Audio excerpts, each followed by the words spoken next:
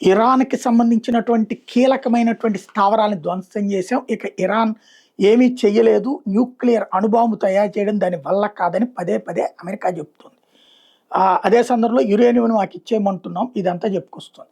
తాజాగా ఫ్రాన్స్ అధ్యక్షుడు మేక్రాన్ ఎదుట అమెరికా ఉపాధ్యక్షుడు జేడీ వాన్స్‌కి ఒక పెద్ద వాత పడింది.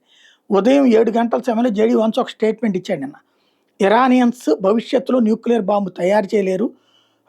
ఒక 20, 30 ఏళ్ళ దాకా వాళ్ళు ఎలాంటి అణుబాంబు తయారు చేయలేని స్థాయికి వాళ్ళని దెబ్బకొట్టామని చెప్పాడు. 8 గంటలకి, ఒక గంట తిరిగేటప్పటికి మేక్రాన్ ఒక క్వశ్చన్ వేశాడు. 2025 జూన్‌లో ఇదే జేడీ వాన్స్ ఇదే మొక్క చెప్పాడు. న్యూక్లియర్ క్యాపబిలిటీ లేదు, డిస్ట్రాయ్ చేశామని. మళ్ళీ ఇప్పుడు చెప్తున్నాడు అదే మొక్క. అప్పుడు యుద్ధంలో చేశారా? ఇప్పుడు యుద్ధంలో చేశారా? అప్పుడు ఇజ్రాయెల్ అమెరికా మీద ఇరాన్ మీద దాడి చేసింది.